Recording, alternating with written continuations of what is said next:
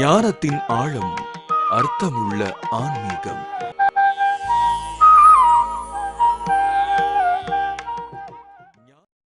அருட்பெரும் ஜோதி,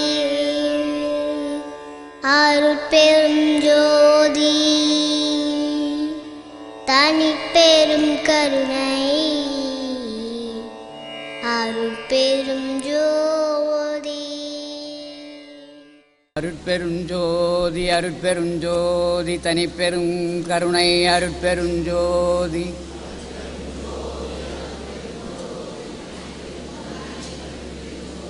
அன்பு ஆன்மநேயம் கொண்ட எனது உயிரினில் கலந்துள்ள அன்பு ஆத்ம சகோதர சகோதரிகளே, எல்லாம் வல்ல அருட்தந்தை அருட்பிரகாச வள்ளல் பெருமானுடைய பெருமையினையும் அவருடைய கொள்கைகளையும் நாடெங்கும் பரப்பிக் கொண்டிருக்கக்கூடிய நிலையிலே இன்றைய தினம் முப்பெரும் விழா இந்த திருவொற்றியூர் பகுதியிலே நம்முடைய பட்டினத்தார் அவர்கள் ஜீவ ஐக்கியமாக இருக்கக்கூடிய இந்த புண்ணிய தலத்திலே இன்றைய தினம் உங்களையெல்லாம் பார்ப்பதற்கும் உங்கள் மத்தியில் பேசுவதற்கும் வாய்ப்பு கொடுத்த திருவொற்றியூர் சன்மார்க்க சங்கத்திற்கு என்னுடைய வந்தனத்தையும் நன்றியையும் தெரிவித்து கொண்டு, தம்பி எழில் சொன்னார்கள், முதலாம் ஆண்டு துவக்க விழாவிற்கு வந்தீர், அதன் பிறகு இன்றுதான் வருகிறீர்கள் என்று. 20 ஆண்டுகளுக்கு முன்பு வந்தேன்.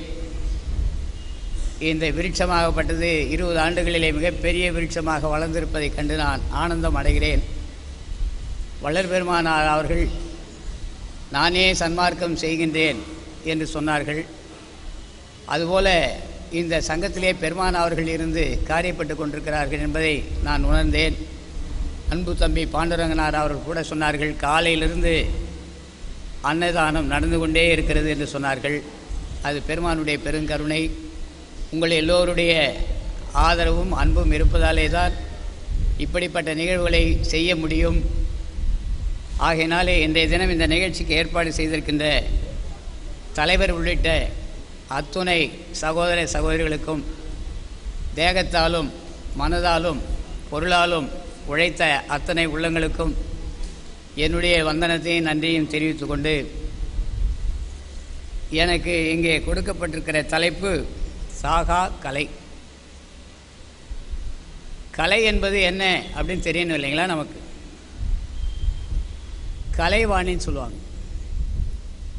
மதங்களிலே கலைவாணி என்று ஒரு உருவப்படுத்தி சொல்லியிருப்பார்கள். அதை சரஸ்வதின்னு சொல்லுவாங்க இல்லைங்களா?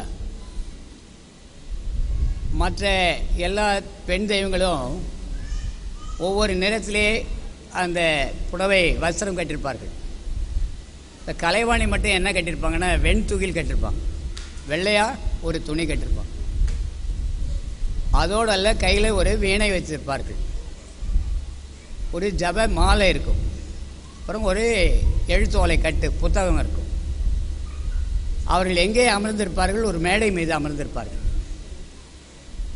வள்ளல் பெருமான் சொல்வார்கள், தத்துவங்களை எல்லாம் வெளிப்பட சொல்ல வேண்டும் என்று சொல்வார்கள். வள்ளல் பெருமான் தத்துவங்களை இந்த உலகத்துக்கு சொல்ல வந்தவர். சுப்பிரமணிய தத்துவத்தை அற்புதமாக எழுதியிருக்கின்றார்கள். குண்டோதரன் எழுதியிருக்கிறார்கள். நாராயணன் இந்த தத்துவத்தை பற்றி எழுதியிருக்கிறார்கள். சரஸ்வதி மூக்கருந்தது. இப்படி எல்லா கதைகளையும் அற்புதமாக அந்த தத்துவங்கள் எதற்கு சொல்லப்பட்டது, எதனால் சொல்லப்பட்டது என்பதை தெளிவுபட எழுதி அருளியிருக்கின்றார்கள். இந்த சாகா கலை என்பது ஒன்று இருக்குமேயானால் செத்து போகக்கூடிய கலை ஒன்று இருக்கும் இல்லையா? அப்போது நாமெல்லாம் சாவதற்கு காரணம் சாகா கலையை தெரிந்து கொள்ளாதனால். கலை என்பதே என்ன என்று நமக்கு தெரியாது. சுவாச காற்றுக்கு கலை என்று பெயர். வள்ளல் பெருமான் அழகாக சொல்வார்கள், என்னுடைய மார்க்கம் இறப்பை ஒழிக்கின்ற மார்க்கம், சத்து என்னும் பொருளின் உண்மையை தெரிவிக்கின்ற மார்க்கம். சத்து என்னும் பொருளின் உண்மையை தெரிவிக்கின்ற மார்க்கம். அப்போ சத்து எது? உண்ணும் உணவு சத்தா, வருகின்ற நீர் சத்தா, சுவாசிக்கின்ற காற்று தான் சத்து. இந்த சத்து போய்விட்டதனாலால் சத்து போய்விட்டோம், செத்து போய்விட்டான்னு சொல்லுவாங்க. இப்போ எது சத்து? நம்முள்ளே வாய்க்கு மேலே வைத்திருக்கின்ற 2 நாசி துவாரங்கள் தான் சத்தாக நம்மை வைத்து கொண்டு நடத்தி கொண்டிருக்கிறது. அது நின்று விடுமேயானால் சத்து போனவன் செத்து போனவன் என்று சொல்வார்கள். வள்ளல் பெருமான் அழகாக சொல்கிறார், சத்து என்னும் பொருள் உண்மையை தெரிகின்ற மார்க்கம்தான் அதுவே சன்மார்க்கம், அதுவே சத்மார்க்கம், அதுவே சன்மார்க்கம். என்னுடைய மார்க்கம் இறப்பொழிக்கும் மார்க்கம் என்று பெருமானார் அவர்கள் சொன்னார்கள். என்னுடைய மார்க்கம் இறப்பொழிக்கின்ற மார்க்கம் சொன்னார். நம்முடைய அன்பு உள்ளங்களாகிய வள்ளல் பெருமானுடைய பெருங்கருணையை தலைமேற்கொண்டு சன்மார்க்கம் நடத்துகின்ற நாமெல்லாம் முதலிலே கடைபிடிக்க வேண்டிய ஒன்று ஜீவகாருண்ய ஒழுக்கம். அற்புதமாக எழுதி அறிவிக்கின்றார்கள். ஜீவகாருண்ய ஒழுக்கத்திலே நிலை நின்ற நாம் நம்முடைய ஜீவனையும் பார்க்க வேண்டும். அடுத்த ஜீவனை பார்த்து கொண்டே இருந்தால் நம்முடைய ஜீவன் கண்டிப்பாக ஒரு நாள் வெளியேறிவிடும். நம்முடைய ஜீவனையும் நாம் பார்த்தல் தான் வேண்டும். பெருமானார் அவர்கள் தர்மசாலையை தோற்றுவித்து அங்கேயே இருந்து தன்னுடைய காலத்தை கழிக்கவில்லை. சித்திவளாக திருமாலை சொல்லக்கூடிய மேட்டுக்குப்பம் செல்கிறார். 1871 தொடங்கி 1874 வரை அங்கேயே தங்கிவிடுகிறார். தர்மசாலையிலே உணவு வருகின்றவர்களை கவனித்தார்களா என்றால் இல்லை. அதற்கான ஏற்பாடுகள் செய்தார். ஏனென்றால் அவருடைய ஜீவனை அவர் பார்த்தாக வேண்டும். மரணமில்லாத ஒரு பெருவாழ்க்கையை அடைய வேண்டும். எத்தனையோ முறை எல்லா மக்களுக்கும் சொல்லி வந்தார்கள், யாரும் கேட்கவில்லை. இனி சொல்பவர்கள் தடைப்படுவார்கள் என்று சொன்னார்கள். சொல்லி 1871 74 வரைக்கும் மிகப்பெரிய முயற்சியிலே இருந்திருக்கின்றார். அவர் பெற்ற பேர் அத்தனையும் அருட்பாவில் உள்ளது. அதை அப்படியே பழச்சாராக பிழிந்து கொடுத்திருக்கின்ற ஒரு இடம்தான் அகவல். 1596 வடிகரும் பெருமானுடைய மரணமில்லா பெருவாழ்வை சொல்ல வந்தவைதான். இந்த உடல் பகுதியிலே இகம் என்பது கழுத்திற்கு கீழ், பரம் என்பது கழுத்துக்கு மேல். இந்த உலகமும் இகம் பரம்னு 2 இருக்கு. பார்க்கின்ற இந்த உலகத்திற்கும் இகம் என்றும் பரம் என்றும் சொல்வார்கள். நமக்கும் கழுத்துக்கு கீழே இகம், கழுத்துக்கு மேலே பரம். அருட்பெருஞ்சோதி அருட்பெருஞ்சோதி அருட்பெருஞ்சோதி அருட்பெருஞ்சோதின்னு ஆரம்பிக்கிறார். முடிக்கின்ற பொழுதும் அருட்பெருஞ்சோதி அருட்பெருஞ்சோதி அருட்பெருஞ்சோதி அருட்பெருஞ்சோதின்னு முடிக்கிறார். அகவல் ஆரம்பிச்சுட்டு என்ன அடுத்த அடியில் சொல்கிறாரு, இகநிலை பொருளாய் பரநிலை பொருளாய் அகம் அற பொருந்தியே அருட்பெருஞ்சோதினார். அகம் அற பொருந்திய ஒரு பொருள். அகம்னா உள்ளே, புறம்னா வெளியே. அதற்கு அகவல்னு ஏன் சொன்னார்? தனக்குள்ளே கண்ட தகவல்கள் அத்தனையும், அகத்திலே கண்ட அத்தனை அனுபவங்களையும் அகவலாக எழுதி அருளினார்கள். அதுதான் அகவல். அது புறவல் அல்ல. அதிலே கிடைக்கக்கூடிய தகவல் அத்தனையும் நமக்குள்ளே நாம் செல்வதற்கான வழிமுறைகள். ஆகினால்தான் இந்த கழுத்து கீழ்ப்பகுதியும் கழுத்துக்கு மேல் பகுதியும் ஒரு பொருள் ஆண்டு கொண்டிருக்கிறது. அது சத்து பொருள். கீழே உடலை தாங்கிக் கொண்டிருக்கிறது சாதாரண ஜீவன் என்றும், நம்முடைய சிறநடுவே ஒரு ஜீவன் இருந்து கொண்டு நம்மை காத்து கொண்டிருப்பதாக சொல்லி அது விசேஷ ஜீவன் என்றும் ஜீவனை 2ஆக பிரிக்கின்றார்கள். இந்த சுவாச காற்றுக்கு கலை என்று பெயர். இந்த கலையிலே நடுவிலே விளங்கக்கூடிய ஒரு கலை உண்டு. இடது பக்கமாக மூக்கு துவாரத்திலே ஓடுகின்ற இந்த சுவாச காற்றுக்கு சந்திரன் என்று பெயர். வலது பக்கமாக ஓடுகின்ற சுவாச காற்றுக்கு சூரியன் என்று பெயர். இந்த 2 சுவாச காற்றுக்கும் கால் என்று பெயர்.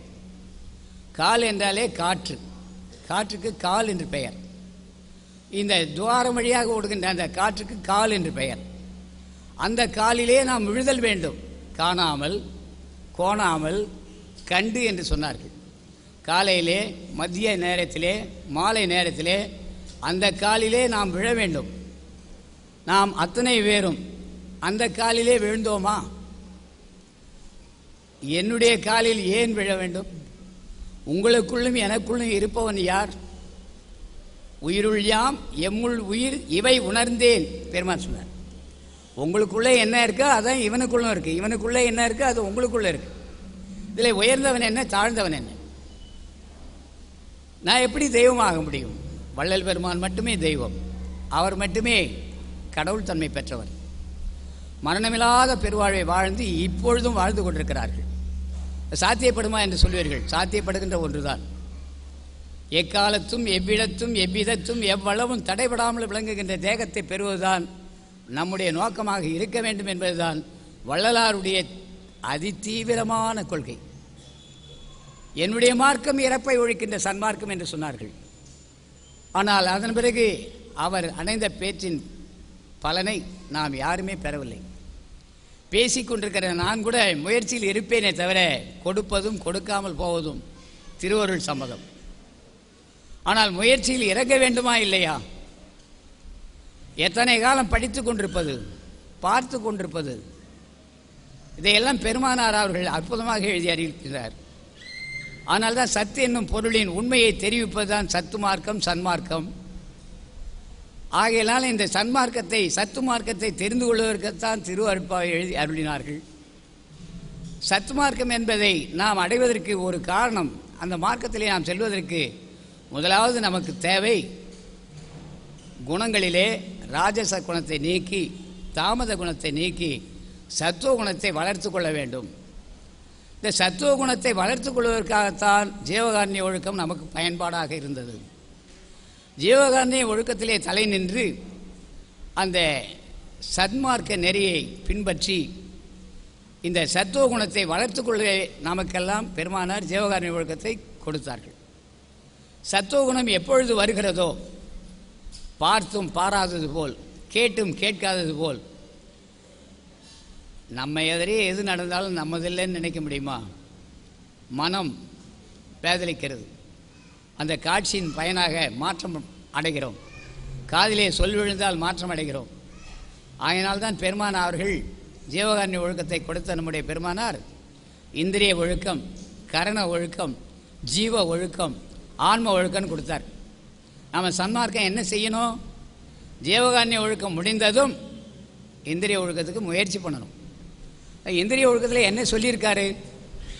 கண்களுக்கு, காதுக்கு, மூக்குக்கு, வாய்க்கு, உடலுக்கு அத்தனைக்கும் ஒரு ஒழுக்கத்தை சொல்லியிருக்கார். அதெல்லாம் நம்ம பின்பற்ற வேண்டும். கொல்லாமை, பொறுமை, இதையெல்லாம் சத்து விஷயங்கள், சத்துவ மார்க்கம். சாந்தம், அடக்கம், பொறுமை எல்லாம் நமக்கு வேண்டும்ன்றார். இதெல்லாம் வந்தால் எந்த பயிற்சியும் செய்ய வேணாம், சாதனம் ஒன்றும் வேணாம். ஏன்னா ராஜச குணத்தை வளர்ப்பது ஒரு காற்று, தாமத குணத்தை வளர்ப்பது ஒரு காற்று, சத்துவ குணத்தை வளர்ப்பது ஒரு காற்று. இந்த காற்று இத்தனை குணங்களை உடையதா? அருட்பாவை படியுங்கள். நம்முடைய குணங்களுக்கு காரணம் காற்று தான் எழுதுகிறார். நம்முடைய குணங்களுக்கு காரணம் காற்று தான். இந்த காற்றை நெறிப்படுத்துவதற்காக வள்ளல் பெருமான் அற்புதமாக சொல்லியிருக்கிறார் கலை என்று சொல்லி. இந்த கலையை பற்றி நிறையவே சொல்லியிருக்கிறார். நடராஜபதி மாலையில் 24வது பாடலில் அதையெல்லாம் சொல்லிகிட்டே போனால் நிறைய வரும் இல்லைங்களா? வாட்டமுறு வைகரையில் என்னை அணைந்து என்னை நன்றுரை எழுப்பி மகனே நல் யோக ஞானம் எனினும் புரிதலின்றி நீ நலிதல் அழகளவோன்னு ஆண்டவரே வள்ளல் பெருமான வெளியே கொண்டு வருகிறார். அதை அழகாக எழுதுகிறார். என் ஆசை என்ற அன்பே நிறைந்த பேரின்பமே என் செல்வமே வேட்டவை அளிக்கின்ற நிதியமே சாகாத வித்தையின் விளைந்த சுகமே, சாகாத வித்தையின் விளைந்த சுகமே என்றார். அப்போ சாகா கலை என்பது என்ன? வள்ளல் பெருமானே சொல்லுகிறார். இடது பக்க சுவாசம் சந்திரன், வலது பக்க சுவாசம் சூரியன். உங்களே எவ்வளோ பேருக்கு தெரிஞ்சிருக்கலாம், யோக சாஸ்திரம் அறிந்தவர்கள். இரண்டுக்கு நடுவே ஒரு ஆண்மகனுடைய குறியினுடைய முனையிலிருந்தும் குதத்வாரத்திலிருந்தும் ஒரு பெண்ணகளுடைய அந்த துவாரத்திலிருந்தும் உச்சி வரையிலும் ஒரு நாடி இருக்கின்றது. அந்த நாடி தொப்புளை தொட்டு மேலே ஏறுகிறது. அந்த நாடியை நாம் யாரும் பார்த்ததே இல்லை. காலையில் எழுந்ததும் நம்முடைய சுவாச காற்று எந்த நாசி துவாரத்திலே ஓடுகிறது என்பதை முதலிலே கவனிப்பது தான் யோகம். ஒவ்வொரு 2.5 நாழிகை 1 மணி நேரத்துக்கு ஒரு தடவை மாறிக்கிட்டே இருக்குமா. வலது பக்கம் இடது பக்கம், இடது பக்கம் வலது பக்கம் மாறிக்கிட்டே இருக்கும். அது நம்ம வசம் இல்லை. இது எதனாலே மாறுகிறது? யார் மாற்றுவது? நாம் பார்க்கலாம், கண்ணை மூடிக்கலாம், நாம் கேட்கலாம், காது கூட கொஞ்சம் நேரம் கேட்காம போயிடும். நம்முடைய வாயும் பேசாமல் இருக்கலாம், உடலும் ஆடாமல் அசையாமல் ராத்திரி 12 மணிக்கு கிடக்கலாம். ஆனால் நாசி வழியாக ஓடுற சுவாச காற்றை நான் எடுக்கிறேன்னா இல்லை நானே விடுறேன்னா? நீங்கள் இல்லாமல் இழுக்கிறீங்க, நீங்களேவா எடுக்கிறீங்க? உணவு நாம தான் எடுக்கணும், தண்ணீர் நாம தான் குடிக்கணும். ஆனால் காற்று அது தானாக போகிறது, தானாகவே வருது. அதை தானாக வந்து தானாக போகிற அதை நம் கைவகப்படுத்தணும்னு சொன்ன முயற்சியும் பயிற்சியும் இருக்கணும். அதை நீங்கள் ஒன்றும் பண்ண வேணாம், லேசாக வாங்க. வள்ளல் பெருமான் எழுதுகிறார், 1874 ஐப்பசி மாதம் புதன்கிழமை காலையில் கொடியை கட்டுறார் மேட்டுக்குப்பத்தில். இந்த கொடியை கட்டிட்டு அழகாக ஒரு உபதேசம் கொடுத்தார். உங்களுக்கெல்லாம் தெரியும், பேர் உபதேசம் பேர். நம்முடைய நாபி முதல் புருவ மத்தி ஈராக ஒரு நாடி இருக்கிறதுன்னு சொன்னார். அதை பற்றி நம்ம கவலையே படலை. நம்முடைய நாபி முதல் புருவ மத்தி ஈராக ஒரு நாடி இருக்கின்றது. புருவ மத்தியின் நாடியின் முடிந்த இடத்திலே புருவ மத்தியிலே ஒரு ஜவ்வு தொங்குகிறது. அது 1/4 பங்கு பொன்னிறம், 3/4 பங்கு வெண்ணிறம். அந்த கொடியின் அசைவை நான் அகமுகமாக பார்த்தேன். இன்றைய தினம் புறங்க கட்டிவிட்டேன். நீங்கள் எல்லாம் அனுபவத்திற்கு வர வேண்டும் என்று பேருபதேசம் சொன்னார்கள். என்ன பண்ணிக்கிட்டு இருக்கிறோம்? உள்ளே புருவமத்திலே அப்படிப்பட்ட ஒரு கொடி இருக்கிறதா என்பதை பார்த்தோமா? சரி, இந்திரிய ஒழுக்கம் அதை முடித்து கரண ஒழுக்கத்திலே சொல்வார்கள், முதலில் மனதை புருவமத்தின் கண் பழக்குவா, பிறகு சிற்சபையின் கண் நிறுத்தி பழகுன்னு எழுதுகிறார். இப்போ சிற்சபை என்பது என்ன? அங்கே நாம் பழக்கத்தை கொண்டு செலுத்துவோமே ஆனால், சதாகாலம் நம்முடைய நினைவை உணர்வை அங்கே நிறுத்தி பழகுமேயானால், நாம் பெறுகின்ற நிலை சாகா நிலைதான். இந்த உலகத்திலே நோயிலே மரணத்திலே விழுந்து விட்டால் செத்து தான் போயிடுவோம். இப்போ சாகாமல் இருக்கணும். அப்போ நோய்வாய்ப்பட்டவரையும் செத்து போனவரையும் இழிவாக சொல்வார்கள். அந்த இழிவு நமக்கு வரக்கூடாது என்று பெருமான் கருதுகிறார். அவர் இழிவான ஒரு நிலைக்கு செல்லவே இல்லை. அற்புதமாக அகவலிலே சொல்வார்கள், இழியா பெருநலம் எல்லாம் அளித்தருள் அழியா சிற்சபை அருட்பெருஞ்சோதின்னு சொன்னார். இப்போ சிற்சபை எது? 2 புறங்களுக்கு மத்தியில் தானே. அப்போ மனதை நாம் நிறுத்தி நிறுத்தி பழகுமையானால் இழிவு ஏது நமக்கு? அங்கே அனுபவம் கிடைக்கின்ற பொழுது சொல்வார்கள், பிரிவு ஏது? இனி உன்னை பிடித்த நம் உமக்கு நம் அறிவே வடிவனும் அருட்பெருஞ்சோதி. அறிவு வேறு, அன்பு வேறு, அக்னி நாடி வேறு. வள்ளல் பெருமான் உணர்ந்ததை சொல்லியிருக்கிறார்கள். இடமும் வளமும் இன்னதென்று அறியா இருந்த என்னையே அறிவித்தாயின்னு எழுதுகிறார். இடது பக்க சுவாசனா என்ன, வலது பக்க சுவாசனா என்ன அப்படின்னு தெரியாத இருந்தனே. வரம்பில் என்ப பகுதியை எடுத்து படிங்க. 12 ஆண்டு தொடங்கி நான் பட்ட பாடெல்லாம் கொஞ்சமாக நஞ்சமானு எழுதுகிறார். முழுவதும் யோகம் வள்ளல் பெருமான் அனுபவித்திருக்கிறார். 12 ஆண்டு தொடங்கி இற்றை பகலின் வரையுமே படியில் பட்ட பாட்டை நினைக்கில் மலையும் கரையுமே. 2 ஆண்டு தொடங்கி இற்றை பகலின் வரையுமே எளியன் பட்ட பாட்டை நினைக்கில் இரும்பும் கரையுமே. பெருமானார் அப்படியெல்லாம் ரொம்பவும் சங்கடப்பட்டிருக்கார். யோகங்களில் எத்தனை யோகம்? அட்டாங்க யோகம், மந்திர யோகம், தந்திர யோகம், பரியங்க யோகம், பாவா யோகம், மா யோகம், பாசுபத யோகம், கர்ம யோகம், ஞான யோகம், சாங்கிய யோகம், தியான யோகம், லம்பிகா யோகம், நிறைய யோக பயிற்சிகள். இதையெல்லாம் நீங்கள் பார்க்கணுன்னா கூர்ம புராணம்னு ஒன்று இருக்குது, அதில் இருக்குது இந்த பயிற்சியெல்லாம். அதனால தான் வள்ளலார் சொல்லுவார், இந்த சாகா கல்வியை பற்றி இந்து வேதாகமங்களில் கொஞ்சம் சொல்லப்பட்டிருக்கிறதுன்னுவார். பெருமானார் அதெல்லாம் பார்த்துருக்கார். சாகா கல்வியை நீங்கள் தெரிந்து கொள்ள வேண்டுமேயானால் இந்து வேதாகமங்களில் சொல்லப்பட்டிருக்கிறது. அடுத்து சொல்லுவார், திருமந்திரம் முழுக்கவே மரணமில்லா பெருவாழ்வை சொல்ல வந்த நூல். திருமந்திரத்தை பாருங்கள் என்று சொன்னார்கள். திருவாசகத்தை கவனிங்கள், அதுவும் மரணமில்லா பெருவாழ்வு தான் முழுவதுமே. இந்த சுவாச காற்றினுடைய உள்ளே வெளியே அது இயங்கும் நிலையை சிவைய நம என்றும் நமசிவைய என்றும் சொன்னார்கள் மாணிக்க வாசகர். கோடிட்டு காட்டினார்கள். அதெல்லாம் கோடுவேள், குறிப்பு வார்த்தைகள். நமசிவாய வாழ்க, நாதன் தாழ்வாழ்க.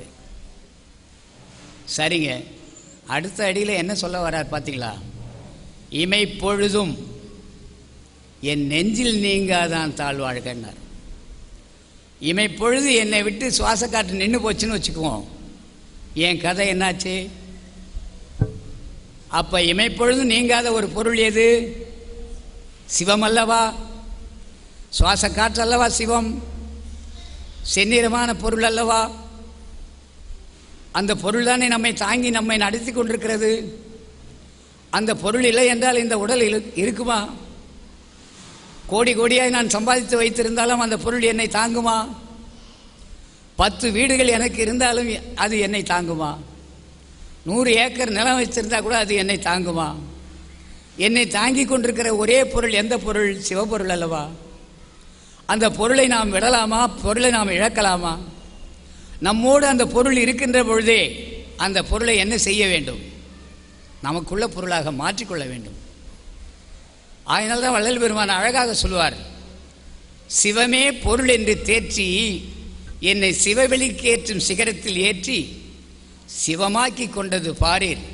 திருச்சிற்றம்பலத்தே திருநட ஜோதி, ஜோதியுள் ஜோதியுள் ஜோதி, சிவ ஜோதியுள் ஜோதியுள் ஜோதி. சுவாச காற்றுதாங்க ஐயா சிவம். இல்லைன்னு யாராவது சொன்னீங்கன்னா உங்கள் மூக்கை பக்கத்தில் இருக்கிறவர்கிட்ட பிடிக்க சொல்லுங்கள்.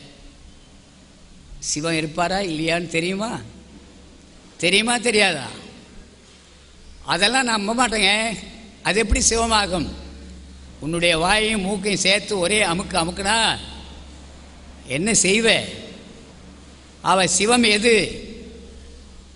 ஆனால்தான் அழகாக சொன்னார் திருமந்திரில் திருமூலர், உள்ளம் பெருங்கோயில். நெற்றி பகுதி இருக்குதுங்களே, இது உள்ளம். இந்த ஊனாலாகிய சதையாலாகிய எலும்பாலாகிய இந்த உடல் ஆலயம். உள்ளம் பெருங்கோயில் ஊனுடம்பு ஆலயம். வள்ளல் பிரானுக்கு வாய் கோபுர வாசல். கள்ளப்புலனைந்தும் காளாமணி விளக்கு தெள்ள தெளிந்தார்க்கு ஜீவன்தான் சிவலிங்கம். 10ஆம் திருமுறையிலே அற்புதமாக எழுதிட்டார் திருமூலர். இதற்கு மேலே நம்ம அந்த கலையை நாம் அறிய வேண்டாமா? சாகா கலைநிலை தழைத்திடு வெளியனும் ஆகாய தொழில் அருட்பெருஞ்சோதி. சாகா கலை எங்கே இருக்குன்னு சொல்லுகின்ற பொழுது ஆகாயத்திலே அது இருந்து கொண்டிருக்கிறதுன்னு. நம்ம ஆகாயத்தை பார்க்கலாமா? நம்ம உடல் பகுதியிலே ஆகாயம் உள்ளது. ஆகாயம் என்பது ஒன்றுமல்ல, வெற்றிடம். ஒன்றும் இல்லாத ஒரு இடத்துக்கு ஆகாயம் பேர். ஆகாயம் இல்லைன்னா எதுவுமே பண்ண முடியாது. எந்த பொருள்லையும் வெற்றிடம் உண்டு. வெற்றிடம் இல்லாத ஒரு பொருளும் கிடையாது. வெற்றிடத்திலே என்ன போகும்? கண்டிப்பாக காற்று போகும். அதுதான் வள்ளல் பெருமான் அழகாக எழுதுவார், ஆகாசம் அனாதி. அது யாரால் உருவாக்கப்பட்டதுன்னு தெரியாது. பேரண்டம்னு, பிக் பேங், மிகப்பெரிய பிரபஞ்சம். எங்கே முடியுது, எங்கே நடு, எங்கே பக்கம், எங்கே அடின்னு தெரியல. அதனால தான் சொல்லுவார், அடிமுடி தேடவே முடியல. ஆக இதுக்குள்ளே இந்த நிலை நம்முள்ளே இருப்பதை தான் சாகா கலையை உணர வேண்டும் என்று தான் வள்ளல் பெருமான் அந்த கொடியை கட்டி காமிச்சார். 1874 கொடியை கட்டி காண்பித்தார். இந்த சாகா கலையை நிறைய இடத்துல சொல்லியிருக்கிறார்.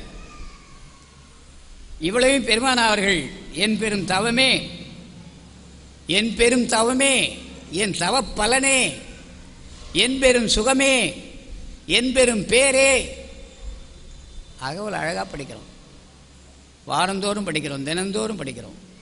பொருள் உணர்ந்து சொல்வர் செல்வர் சிவபுரத்தின் உள்ளேன்னு சொன்னார். நமசிவாய வாழ்க, நாதன் தாழ்வாழ்க, இமைப்பொழுதும் என் நெஞ்சில் நீங்காதான் தாழ்வாழ்க, கோகழி ஆண்ட குருமணி வாழ்க. கோகழின மாபெரும் உலகத்தையே ஆண்டு கொண்டிருக்கிற ஒரே பொருள் காற்று ஒன்று தானே. காற்று இல்லைன்னா எந்த ஜீவன் இருக்க முடியும்? எறும்புலேருந்து யானை வரைக்கும் சுவாச காற்றில் தான் வாழ்ந்துக்கிட்டு இருக்கிறோம்.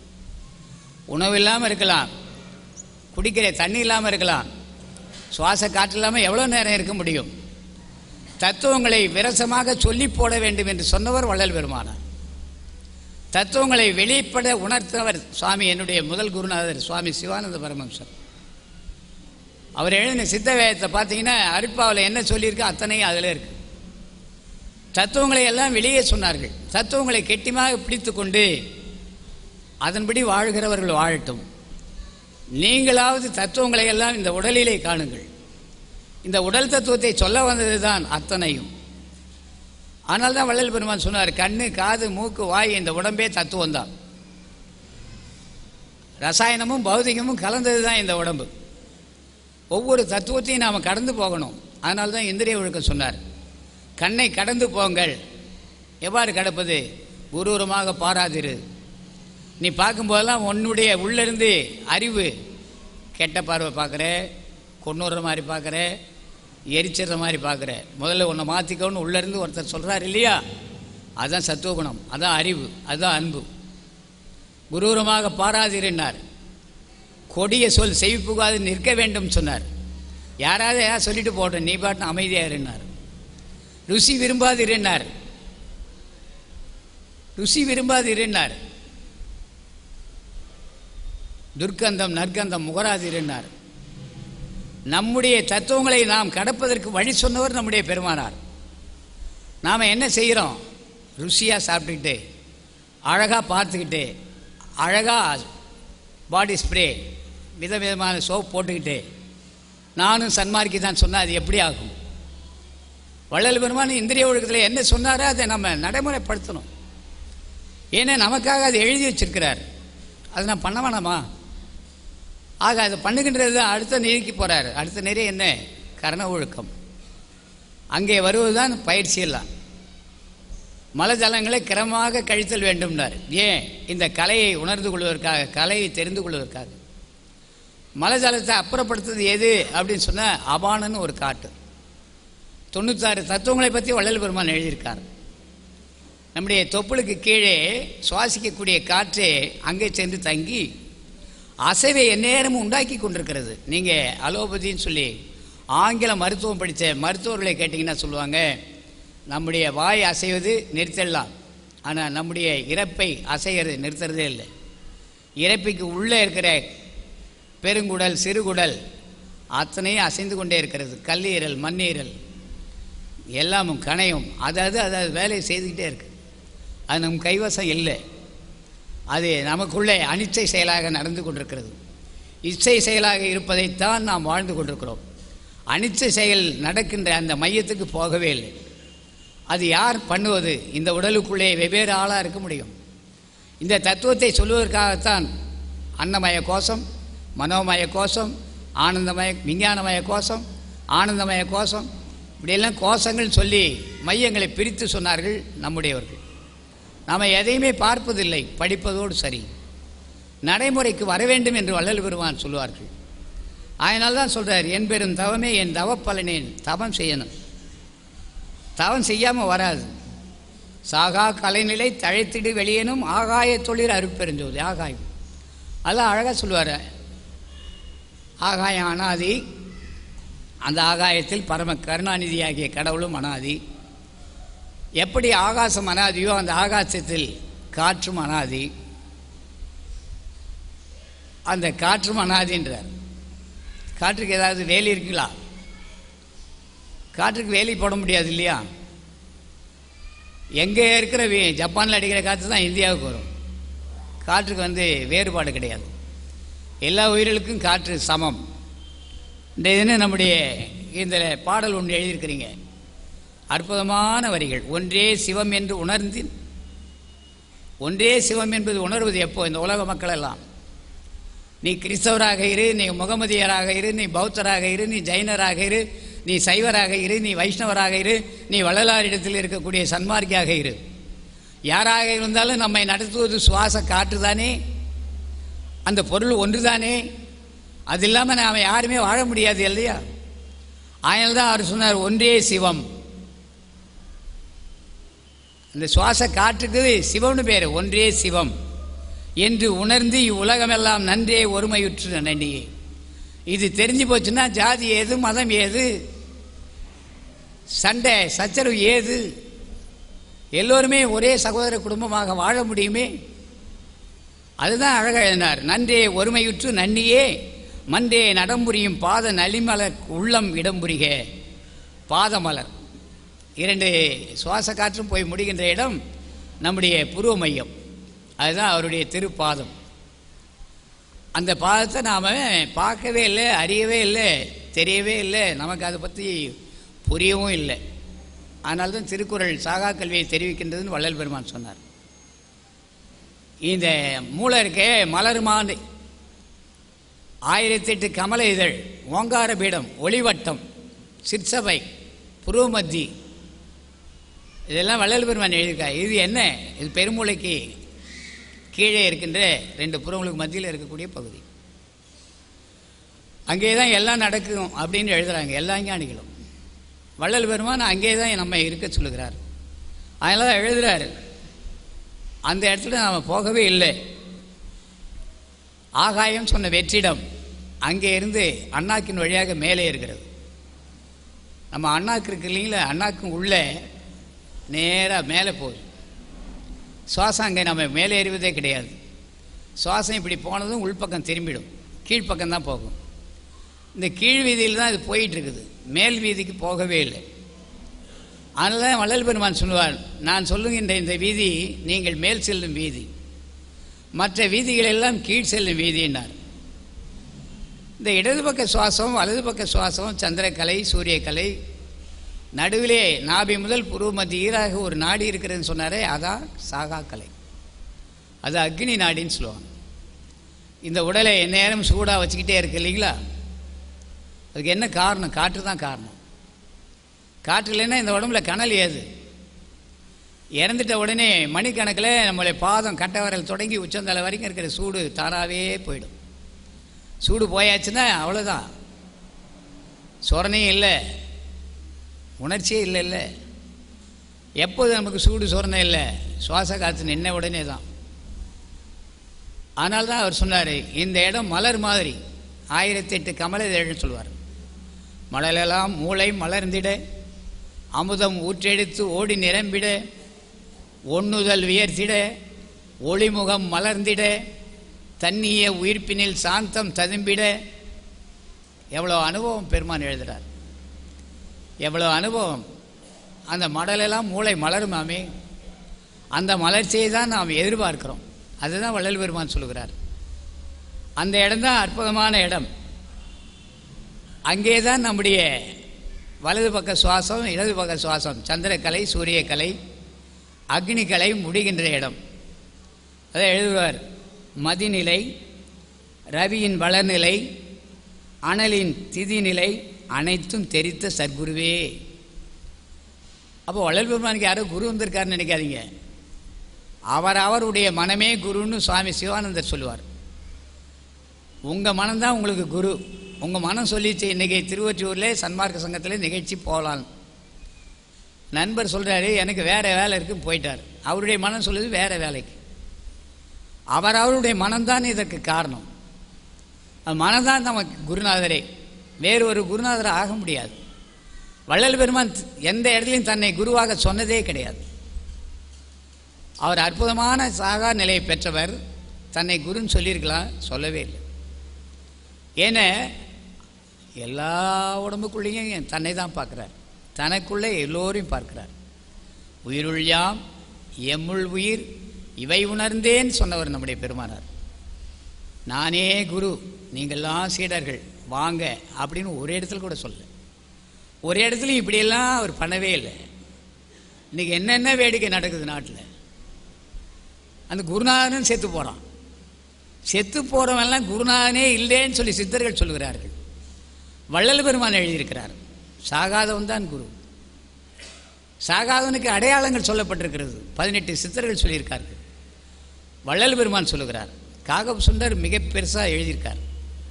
அகத்தியர் சொல்லியிருக்கார், முக்தி என்பது நிலை 300 சாதனம், சித்தி என்பது நிலை சேர்ந்த அனுபவம். அனுபவத்திற்கு வர வேண்டும் சொல்கிறார் வள்ளல் பெருமான். யாரும் காப்பாற்ற முடியாது, என்னை நான் தான் காப்பாற்றிக் கொள்ள வேண்டும். உங்களுடைய வாழ்க்கை உங்கள் கையில் உள்ளது. எதை இந்த உடம்புக்கு கொடுக்க வேண்டும் எழுதியிருக்கிறார். வள்ளல் பெருமான் சாகா நிலைக்காக நிறைய சொல்லியிருக்கார். உணவு உண்பதிலிருந்து, படுப்பதிலிருந்து, எழுந்திருப்பதிலிருந்து, குளிக்கிறதுலேருந்து, உறங்குவதிலிருந்து எதை விட்டார் நம்முடைய பெருமானார்? எப்படியாவது நம்மவர்கள் அவர் பெற்ற பேரினை பெற வேண்டும் என்பது அவருடைய நோக்கம். ஆனால் நாம் அவர் சொல்வது எதையுமே கேட்கல. கருணைக்கிழங்கு மாத்திரம் சாப்பிடுங்கன்னு எழுதியிருக்கிறாரு. நம்ம வீட்டில் எல்லாம் உருளைக்கிழங்காக தான் இருக்குது. கருணைக்கிழங்கு வாங்கிட்டு வந்து போட்டால் கூட அது நமன்னு பிடுங்க, அது ஐயா செய்யற, ஏன் இதை வாங்கிட்டு வந்தேன்னு கேட்குறாங்க. வள்ளல் பெருமான் கருணைக்கிழங்கு மாத்திரம் சாப்பிடணும்னு சொல்லியிருக்காரு. இன்றைக்கி எல்லா நோய்க்கும் முதல் காரணமாக இருக்கிறது உருளைக்கிழங்கு. அதை விட அடுத்த நிலையில் இருக்கிறது 2வது கிழங்கு மரவள்ளி கிழங்கு, குச்சிக்கிழங்கு. இந்த 2 கிழங்கு இல்லைன்னா நம்ம வாழ்க்கையே இல்லைன்னு வாழ்ந்துக்கிட்டு இருக்கிறோம். அப்புறம் சாகா கலையை பற்றி நம்ம தெரிந்து கொள்ள வேண்டிய அவசியம் என்ன இருக்குது?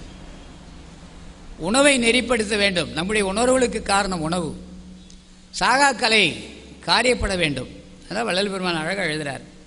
மதிநிலை, ரவியின் வளநிலை, அனலின் சிதிநிலை அனைத்தும் தெரித்த சத்குருவேன்னு எழுதுகிறார். துரிய வாழ்வுடனே சுகபூர்ணமெனும் பெரிய வாழ் அளித்த பெருந்தனி தந்தையே ஈரிலா பதங்கள் யாவையும் கடந்து பெருமான் எழுதுகிறார். வலது பக்க சுவாசம், இடது பக்க சுவாசம், நடுவில் ஓடுகிற சுவாசம், இரண்டே தெரியாத அப்புறம் நடுவில் ஓடுறது நமக்கு எப்போ தெரியும்? அதனால தான் காலைல 3:30 மணிக்கு எழுந்துருங்க, 4 மணிக்கு எழுந்துருங்க, அருணோதயம் தொடங்கி உதய பரியந்தம் அப்படியே உட்காந்துருங்கன்னு சொல்லியிருக்கார். அருணோதயம் தொடங்கி உதய பரியந்தம் செவ்வையாக ஒரு இடத்தில் உட்கார்ந்து கடவுளை ஊன்றி நினைங்கள் எழுதியிருக்கிறார். உங்களுக்குள்ளும் எனக்குள்ளும் இருக்கிற பொருள் தான் கடவுள். உலகத்தினிடத்தே மிகவும் பெரிதற்கரிய மனித தேகத்தை பெற்றுக்கொண்ட நம்மவர்களே காலம் உள்ள போதே கடவுள் நிலை அறிந்து அம்மயம் ஆதல் வேண்டும். கடவுள் நிலை அறிந்தினார். எனக்குள்ள ஒரு நிலை இருக்கு இல்லையா, அதை நான் அறிந்து கொள்வதற்கு பயன்பாடு. வெளியே இருக்கிற அத்தனை நிலை நான் அறிந்து என்ன செய்ய போகிறேன்? அதுதான் கடவுள் நிலை அறிந்து அம்மயமாதல் வேண்டும்னார். எம்மயம் அம்மயம் எது? அது எது? அதுதான் இந்த உடம்பு எடுத்து வந்தது. அதுதான் இந்த உடம்புல இருக்குது. அது இந்த உடம்பை விட்டு நீங்கிறதுக்கு முன்னாடி அதுவாக மாறணும். அதுவாக இருக்கணும். அதுவினுள் அதுவாய், அதுவே அதுவாய், பொதுவினுள் நடிக்கும் பூரண பொருளே. அதுதான் ஆகாயம் அசைந்தது, காற்றின் ஊடாக கலந்தது, காற்று அசைந்தது, நெருப்பாகியது, நெருப்பின் வடிவம் அடுத்து நீராக மாறியது. நீர் என்னாச்சு? மண்ணாச்சு. இந்த உடல் வந்தது.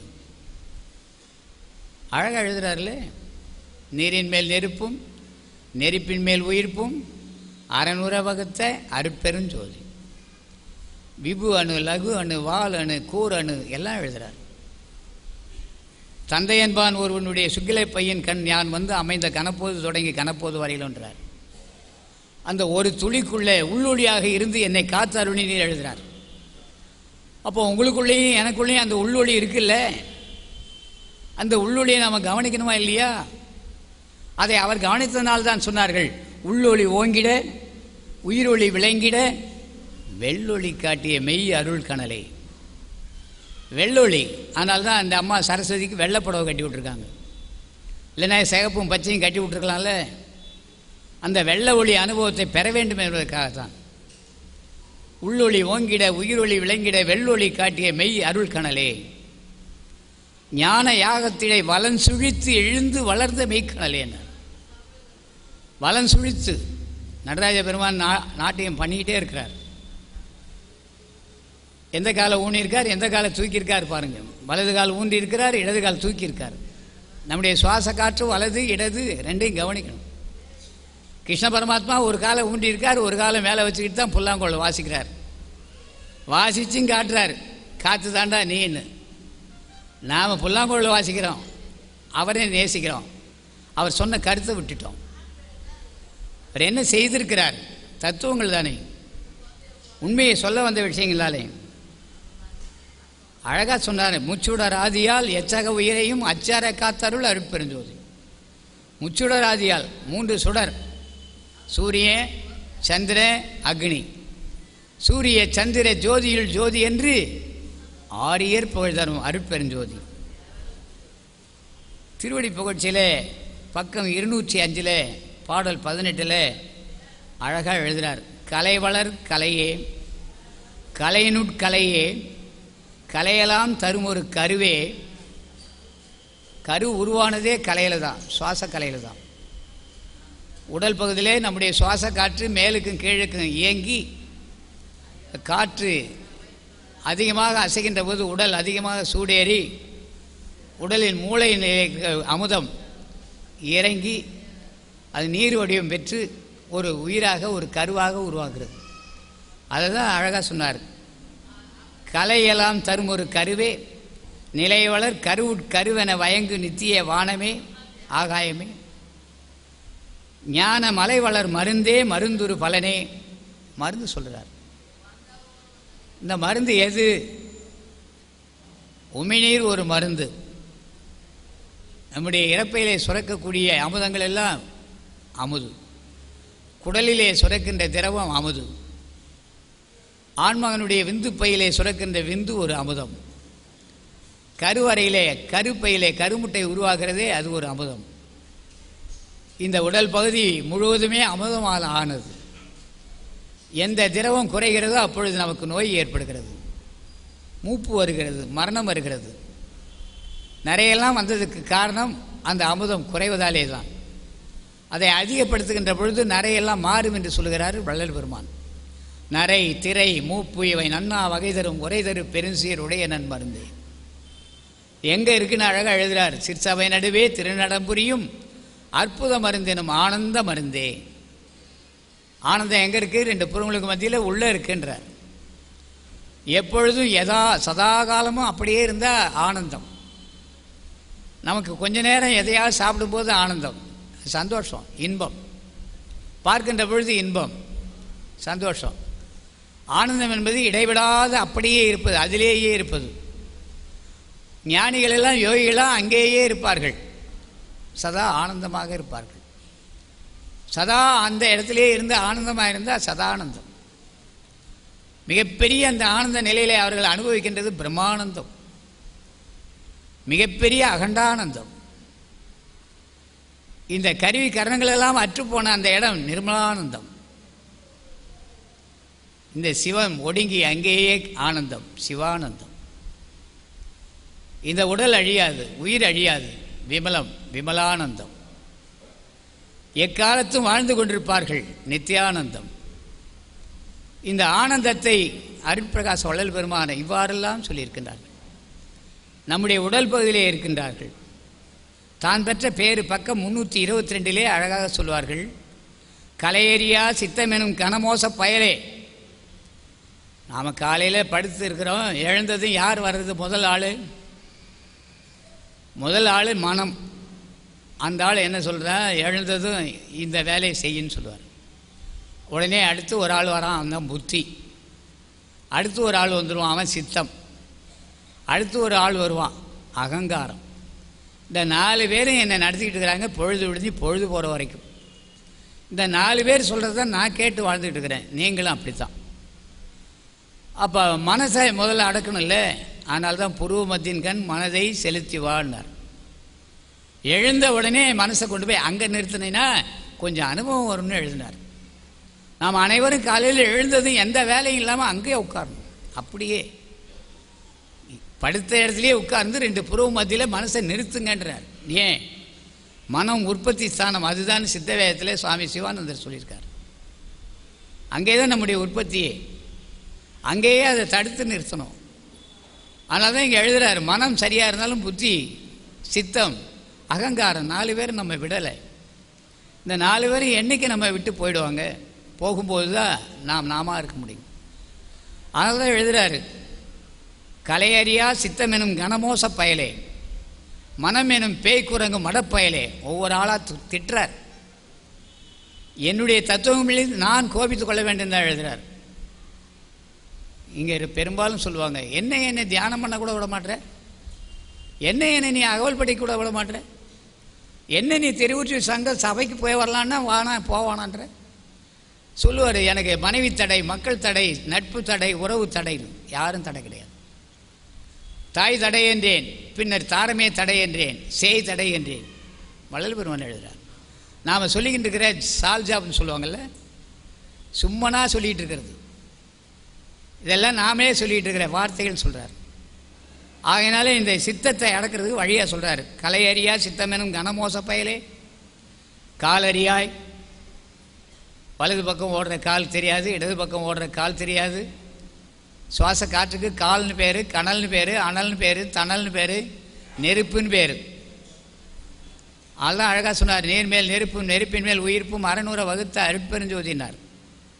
நிலையறியா ஒன்றை ஒன்றாய் நிச்சயித்து உலகை நெறிமயங்க மயக்குகின்றாய், நீயோ இங்கு உருவாய், நீ என்கிட்ட இருக்கக்கூடாது, ஓடிப்போ அப்படின்னு எழுதுகிறார். கலை இருந்ததோ திருச்சிற்றம்பலத்திலே. கலை எங்கே இருக்குங்களா? திருச்சிற்றம்பலமா. வள்ளல் பெருமான் கையொப்பம் விடும்போதெல்லாம் திருச்சிற்றம்பலம்னு போட்டிருப்பார். அதுக்கு முன்னாடி சிதம்பரம்னு ஒன்று கையெழுத்து போடுவார், சிதம்பரம் ராமலிங்கம். எல்லோரும் என்ன நினச்சிக்கிட்டாங்க, அந்த ஊர் சிதம்பரம் இருக்குல்ல, அதை எழுதி கையெழுத்து போடுறாருன்னு சொல்கிறாங்க. அது தவறு. இரண்டு புறங்களுக்கு மத்தியில் உள்ள இடம் உங்களுக்கும் சிதம்பரம், எனக்கும் சிதம்பரம், இந்த உலகத்தில் இருக்கிற எல்லாருக்கும் சிதம்பரம். சிதம்பரம் அதுதான். சிற்றம்பலம் சிதம்பரம்னு பேர். இது சின்ன அம்பலம். இந்த உலகத்தையே இருக்கிற பரம்பொருள் பேரம்பலம். இந்த சின்ன மண்டை, இவ்வளோ பெரிய உலகம், இவ்வளோ பெரிய மண்டை, இதுக்கு இதை ஆளுவதும் அதை ஆளுவதும் அவர் தான். அதனால தான் திருச்சிற்றம்பலம்னார். சிதம்பரம் ராமலிங்கம்னார். இந்த இடத்துல இருக்கக்கூடிய ராமலிங்கம் கையெழுத்து போடுறேன்னார். சிதம்பரம் ராமலிங்கம் கையொப்பம் போட்டிருப்பார். நாம் தவறாக கருதுவோம், தப்பு அது. அதான் எழுதுகிறார். கலை இருந்ததோ திருச்சிற்றம்பலத்திலே, கருணை நிலை இருந்தது. அங்கே கருணை இருக்கிறதாம். ஒன்று ராஜச மூளை, ஒன்று தாமச மூளை, இன்னொன்று சாத்தியமான மூளை. நம்முடைய மூளையினுடைய நடுப்பகுதியிலே என்ன நடக்குதுன்னு இன்னும் விஞ்ஞானத்துக்கே புலப்படலையாம். பக்க மூளையெல்லாம் ஆராய்ச்சி பண்ணிட்டாங்க. ஆனால் நடுமூளை பகுதியை ஆய்வு பண்ணிக்கிட்டே இருக்கிறாங்க, இன்னமும் பண்ணிக்கிட்டு இருக்கிறாங்க. எப்போ பண்ண போகிறாங்க? பண்ணவே முடியாது. அது மெய்ஞானம் மட்டும்தான் பண்ண முடியும், விஞ்ஞானத்துக்கு எட்டாத ஒன்று. அதனால் நமக்கு நடுவிலே பொட்டிட்டு காண்பித்தார்கள், திருநீர் இட்டு காண்பித்தார்கள். இங்கே மனசை கொண்டு போய் இடுன்னு. யார் இடுறோம்? இட்டா கெடமாட்டேன்னு சொன்னாங்க. இட்டு யார் கெட்டார்னு கேட்டார். உங்களுடைய மனதை கொண்டு போய் இங்கே இட்டு எப்பயாவது கெட்டிட்டியா? கெடமாட்டியே. மனதை கொண்டு போய் இடு. இட்டு யார் கெட்டார்? இடாது கெட்டார். மனசை அங்கே கொண்டு போய் வைக்காத பூரா கெட்டு போயிட்டான்னார். இட்டு யார் கெட்டார்? இடாது கெட்டார். அப்போ என்ன செய்யணும்? நாம் நம்முடைய மனதை அங்கே கொண்டு நிறுத்த வேண்டும், பலமுறை முயற்சியில் இருக்க வேண்டும். அதுதான் அவர் எழுதுகிறார். கலையனே எல்லாம் வல்ல ஓர் தலைமை கடவுளே, என்னிரு கண்ணே நிலையனே ஞான நீதி மன்றிடத்தே நிறுத்தம் செய் கருணைமா நிதியே. எல்லாம் வல்ல அந்த நடுநாடியிலே அந்த கலையாகிய அக்னி நாடி நடுவில் ஆடிக்கிட்டு இருக்கிறத பெருமான் பார்த்துருக்கிறார். அந்த கலையை பற்றி சொல்லுவார்கள். நடுநாடி நடுநாடி நடுநாடி ஒடுகூடி நடமாடுபதியே நடராஜபதியே, நடராஜபதியேன்னு எழுதுகிறார். உங்களுக்குள்ளும் எனக்குள்ளும் அந்த பேலன்ஸ் நடந்துக்கிட்டே இருக்கு. அது நின்று போச்சுன்னா நம்ம கதை நின்று போச்சு. அங்கே பார்த்தவர்கள் சொன்னது தான். கலைமகளும் திருமகளும் கழுத்தணிந்த மங்கள நான் கழற்றா வண்ணம். அழகாக எழுதுகிறார். தத்துவங்களை சொல்லி இந்த உடல் பகுதியில் இந்த கலை எங்கே இருந்தது அப்படின்னு எழுதினார். கலைகளோர் அனந்தம் அனந்தமே. இந்த காற்றினுடைய 64 கோடி பேதம்னு வள்ளல் பெருமான் கண்டறிந்து எழுதியிருக்கிறார். காற்றில் எவ்வளோ பேதம்? 64 கோடி பேதம் இருக்கான். இன்றைக்கி விஞ்ஞானம் கண்டுபிடிச்சிருக்கிறே கொஞ்சம் காற்று தான். ஹீலியம், ஆக்சிஜன், ஹைட்ரஜன், நைட்ரஜன், கொஞ்சம் காற்று தான் கண்டுபிடிச்சிருக்காங்க. 64 கோடி இருக்காங்க காற்றில். இனிமேல் விஞ்ஞானம் கண்டுபிடிக்கணும். கலைகளோர் அனந்தம் அனந்தமே. மேல் நோக்கி கற்பங்கள் கணக்கில கடப்ப நிலைகளோர் அனந்தம். அலைகள் உயிரும் அமுதளித்த அருளும் அருட்பெரும் கடலினும் அரசே. வரைவில் பகுதியில் அழகாக எழுதுவார். கலைக்கடலை கடந்த முடிக்கணங்களும் மும்மலமாம் கரிசகன்ற யோகிகளும் கண்டுகொள்ள மாட்டா தலைக்கடலில் துரும்பாகி அலைகின்றார். எத்தனையோ பேர் தவம் பண்ணிட்டு அந்த சாகா கலையை தெரிவதற்காக தவம் பண்ணிக்கிட்டே இருக்காங்களா, இன்னும் அவங்களுக்கெல்லாம் கூட தெரியலன்னு எழுதுகிறார். கலைக்குடி கண்டறியாத புலைக்குடியில் கடையேன். வள்ளல் பெருமான் தன்னை சொல்லுகிறார், இல்லை நம்ம சொல்லுகிறார். கலைக்கொடி கண்டறியாத, கலைக்கொடி இந்த சுவாச காற்றினுடைய கொடி தெரியணும். அதுதான் திருமூலர் திருமந்திரத்தில் அழகாக எழுதுவார். ஏற்றி இறக்கி இரு காலும் பூரிக்கும் காற்றை பிடிக்கும் கணக்கு அறிவாரில்லை, காற்றை பிடிக்கும் கணக்கு அறிவாளர்க்கு கூற்றை உதைக்கும் குறியதுவாமேனார். யமனையே உதைப்பானான் பெருமானார். யமனை ஏது பெருமானாருக்கு? வள்ளல் பெருமானை யார் வந்து கிட்டே இருந்து சமாதி பண்ணாங்க? மண்ணில் யார் இருந்து கொண்டு போய் எரித்து சாம்பலை எடுத்து அஸ்தி கலசம் எங்கே வச்சாங்க? கடலூர் மாவட்ட கெசட்டை எடுத்து பார்த்துக்கிட்டு அரசு பதிவில் வள்ளல் பெருமான் மறைந்தது உண்மைன்னு எழுதியிருக்காங்க. அவருடைய சாம்பலோ அவருடைய உடம்போ கிடைக்கல. அதான் சொல்லிட்டாரே, காற்றாலே புவியாலே ககனமதனாலே எதனாலும் அழிக்க முடியாத ஒரு உடம்பை பெற முடியும்னார். முடியுமா? நல்லா யோசனை பண்ணி பாருமே. நம்ம ராத்திரி 11 மணி 12 மணிக்கு படுக்கிறோம், காலையில் எழுந்திருக்கிறேன்னு சொல்லிட்டு தான் படுக்கிறோம். காலைல எத்தனை பேர் எழுந்தாங்க? ரொம்ப பேர் ராத்திரி படுத்தாருங்க, காலையில் எழுப்பி பார்த்தோம், எழுந்திருக்கல, எப்போ போனார்னே தெரியல. அப்போ இருந்தவர் யார்? இப்போ உங்களெல்லாம் என்னை பார்க்க சொல்கிறவர் யார்? என்ன எனக்குள்ளே இருந்து பேச சொல்கிறவர் யார்? அவர் யாராக இருக்கும்? அவரை பற்றி சிந்தனைக்கு நாம் போனோமா? எனக்கு ஏன் இப்போ நான் யார்? இதைத்தானே ரமணர் சொன்னார். சொல்லிக்கிட்டு அப்படியே இருந்துட்டார். அவரும் முடிவே சொல்லலை. அவரும் நான் யாருன்னு பார்த்துக்கிட்டு இருக்கிறேன் நானுன்னார். அவரை பார்க்க நாம் எல்லாரும் போனோம். அமைதியாக இருந்தார், சாந்தமாக இருந்தார். நான் யாருன்னு கேட்டுக்கிட்டே இருந்துட்டார். விடையே தெரியல. நானும் கூட நீங்களும் கூட நான் கேட்டுக்கிட்டு இருந்தோம்னா எங்கே போவோம்? சுவாச காற்று தான் நான். காற்று இல்லைன்னா நான் ஒரு எண்ணம் வருமா? நான் எங்கே இருக்கிறேன்? காற்று இருந்தால் தானே நான் இருப்பேன். என்னுடையது, என் மனைவி, என் மகன், என் வீடு, என் காரு, என் பைக்கு. எப்போ? ஏண்டா அவர் பைக்குடா, அவர் தான் போயிட்டார், அப்புறம் என்னம்மா? அவரே போய் சேர்ந்துட்டார். அந்த பைக்கு எனக்கு தான். அவர் போட்டிருந்த சட்டையெல்லாம் எனக்கு தான். அவர் வச்சிருந்த காசு பணம்லாம் எனக்கு தான். உரிமையை கொண்டாடக்கூடிய பொருள் நமக்கு இந்த உலகத்தில் ஒன்று உண்டுன்னு சொன்னால் என்னையும் உங்களையும் நடத்தி கொண்டிருக்கிற காற்று ஒன்று தான். அதை நாம் பிடிக்கணும். நம்மக்கிட்ட கடவுள் கொடுத்த ஒரே பொருள் அந்த பொருள் தான். அந்த பொருளை காப்பாற்ற தெரிய வேண்டும். அதுதான் ஜீவனாக சிவனாக நம்மை நடத்தி கொண்டிருக்கிறது. ஜீவனை விட்டு விடக்கூடாது. சிவன் போச்சுன்னா ஜீவன் போச்சு. ஆள்தான் சொன்னார், சிவமே பொருள்னு சொன்னார். ஜீவனை சிவனார் அருகிலர் திருமந்திரத்தில் திருமூலர் சொல்வார். அதுதான் அழகாக சொன்னார் அவர். உரித்தரித்த நாடியில் ஒடுங்குகின்ற வாயுவை கருத்தினால் இருத்தியே கபாலம் ஏற்ற வல்லீரேல் விருத்தரும் பாலராவர் மேனியும் சிவந்திடும்னார். சுவாச காற்றை மேலே ஏற்றுங்க அப்படின்றார். யார்? திருமந்திரம், சாகா கல்வி. வள்ளல் பெருமான் சொல்லுவார், இதுவே மேல் செல்லும் வீதி, மற்ற வீதி எல்லாம் கீழ் செல்லும் வீதினார். தொப்புலேருந்து உச்சந்தலை வரைக்கும் உள்ளே ஒரு நாடி ஓடுகிறது. அதுக்கு சாலை தர்மசாலைன்னு பேர். தர்மசாலையிலே தான் அவருக்கு கிடைத்தது. அதுதான் உண்மையும் கூட. கலைத்தொழில் அறியேன், கள்ளுண்ணும் கொடியேன், கரிக்குழல் நாயினும் கடையேன். கரிக்குழல் நாயினும் கடையேன். எலும்பு துண்டுக்கு கரிக்குழல்னு சொல்கிறார். கரியெல்லாம் மேலே இருந்து போயிட்டுருக்கோம், வெறும் குழல் மாதிரி தான் இருக்கும். ஒரு துண்டு பீஸ், அதை அந்த நாய் எடுத்துக்கிட்டு சுற்றிட்டு இருக்கும். கரிக்குழல் நாயினும் கடையேன். அவரா என்ன சொல்லுவார்? ஊர்தோறும் சுற்றி போய் அலைகின்றீர், உணவுக்கும் உடைக்கும் ஊர்தோறும் சுற்றி போய் அலைகின்றீர், காசுக்கும் சோற்றுக்கும் அலைஞ்சிக்கிட்டு இருக்கிறேன்னு எழுதுகிறார். பிணிக்கும் பீடைக்கும் உடல் உள்ளம் கொடுக்கின்றீர், நல்லோர் சொல்லும் வேலை செய்து உண்டு உடுத்து அம்பலம் பரவுவதற்கு இசையிறே அப்படின்னார் வள்ளலார். அவ்வளோ தெளிவாக கொண்டு போகிறார். நம்ம எல்லாம் இந்த சுவாச காற்று நடுவிலே ஓடுவது தான் சாகா கலை.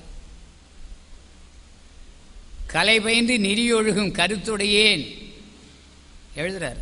தனித்திரு விருத்தம் பக்கம் 414. அபராத மன்னிப்பு மாலையில் கலைக்கடலை நான் நன்கு அறியாதே கணவர்களோ ஓடி கரிசு புகன்றேன் கவலை கடற்புனை என்று உணர்ந்தேன் புலைக்கடையேன் புகன்ற பிழை பொறுத்தருளல் வேண்டும் பெருமான் எழுதுகிறார். 1ஆம் திருமுறையிலிருந்து 5ஆம் திருமுறையில் கூட இந்த கலையை பற்றி நிறைய சொல்லியிருக்கார். ரொம்ப பேர் சொல்லுவாங்க 1லேருந்து 5 வேணாம் தூக்கி 8 வைங்க, 6ஆம் திருமுறை தான் நமக்குன்னுவாங்க. இல்லை இல்லை, அவர் எப்பொழுதே மரண பெருவாளை பற்றி தெரிந்தவர், அறிந்தவர், மக்களுடன் மக்களாக வாழ்ந்து அற்புதமாக சொல்ல வந்தார்.